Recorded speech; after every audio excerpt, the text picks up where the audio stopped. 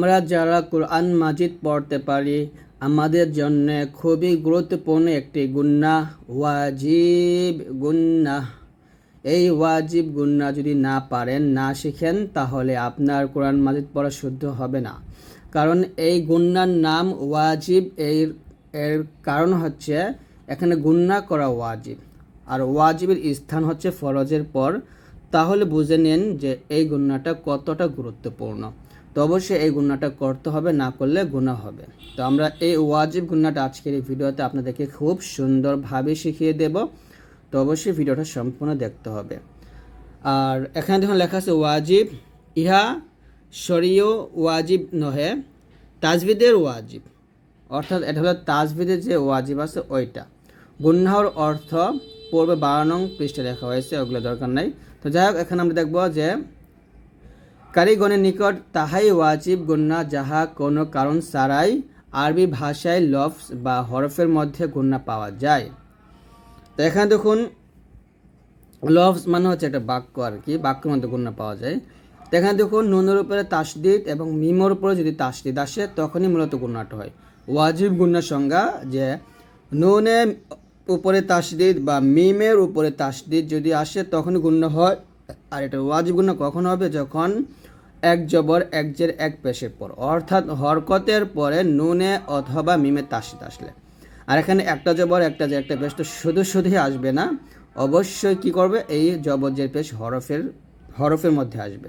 যেমন এখানে যদি হামজা হয় বা আলিফ হয়, তা হামজাকে বা মিমকে ধরবে, আলিফের উপর জবর জের পেশটা ওটা হামজা হয়ে যায়। যেমন এই যে আলিফ নিচে জের, তাহলে এই আলিফকে নুনকে ধরছে, হামজা নুন জের ইন, নুন জবর না, ইন না, এরকম আর কি। তো এরকম হরকতের পর নুনে অথবা মিমে তাসদিদ আসলে তাকে ওয়াজিব গুনাহ বলে। এখানে আমরা ওয়াজিব গুনাহ করব। তো হরকতের বাম পাশে মিমে বা নুনে তাসদিদ হইলে ইহাকে ওয়াজিব গুনাহ বলে। হ্যাঁ, যে হামজা মিম জবর আম প্লাস ওয়াজিব গুনাহ মিম জবর মা।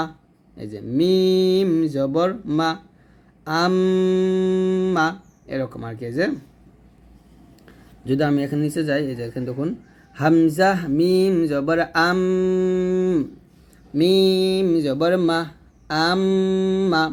ওয়াজিব গুনাহ মাস্ক হরফের উপর দিয়ে। তারপরে একইভাবে হামজা মিম জবর আম, মিম জের মি, আম্মি, হামজা মিম জবর আম, মিম পেশ মু, আম্মু, হামজা মিম জের ইম, মিম জবর মা, ইম্মা, হামজা মিম জের ইম, মিম জের মি, ইম্মি, হামজা মিম জের ইম, মিম পেশ মু, ইম্মু, হামজা মিম পেশ মিম জবর মা, উম্মা, হামজা মিম পেশ মিম জের মি, উম্মি, হামজা মিম পেশ মিম পেশ মু, উম্মু। তাহলে এখানে মিমের গুণনাটা আমি কিভাবে করছি? দুই ঠোঁট মিল করে আম্মা, আম্মি, আম্মু, ইম্মা, ইম্মি, ইম্মু, উম্মা, উম্মি, উম্মু, এরকম। আর নুনটা জিহ্বার আগাটা উপরের তালুর সঙ্গে লাগিয়ে গুণ হবে।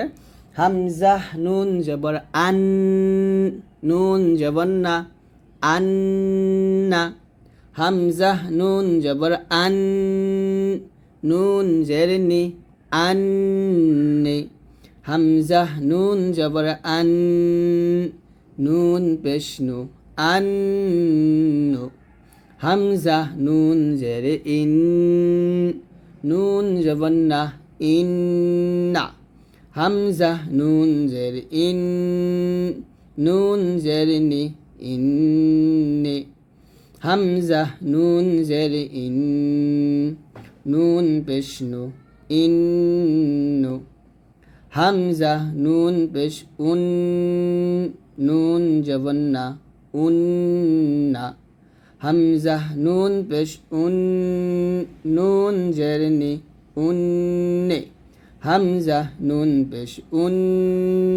নুন পেশ নু উন্ন তাহলে একসাথে হবে আন্না আন্নি আন্নু ইন্না ইন্নি ইন্নু উন্না উন্নি উন্নু এরকম। এখন আমরা শব্দের মধ্যে শিখব, যেমন হামজা মিম জবর আম মিম নুন জবর মান আম্মান, এই যে আম এটা গুণ না আম্মান। হামজা মিম পেশ মিম জবর মা উম্মা তা দুই পেশ তুন, এই যে এখানে গুণ হবে অতি গুণ না উম্মাতুন। সুম্মা সা মিম পেশ মিম জবর মা সুম্মা। জিম জবর জা হা নুন জবর হান ওয়াজিব গুণ নুন জবর না জাহান্নামু জাহান্নামু। খ নুন পেশ খুন নুন জবর না খুন্না সিন জের সি খুন্নাসি। কাফ নুন পেশ কুন নুন জবর না কুন্নাসি কুন্নাসি। মিম মিম জের মিম মিম জবর মা মিম্মা। হা মিম পেশ হুম মিম জবর মা হুম্মা। আইন মিম জবর আম মিম জবর মা আম্মা।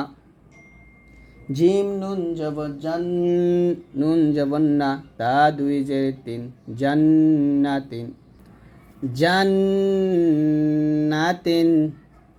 জিন্নাতিন ইন্নাকা ইয়াযুন্নু জাম্মান আইন্না মুতমাইন্নাতুন ইন্নাকুম মুহাম্মাদুন ইন্নাহুম ظنّا مزمل كأنهم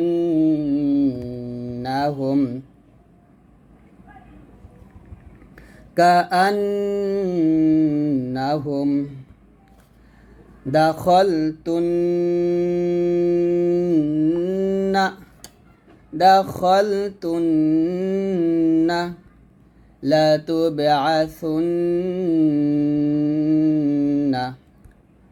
أجلهن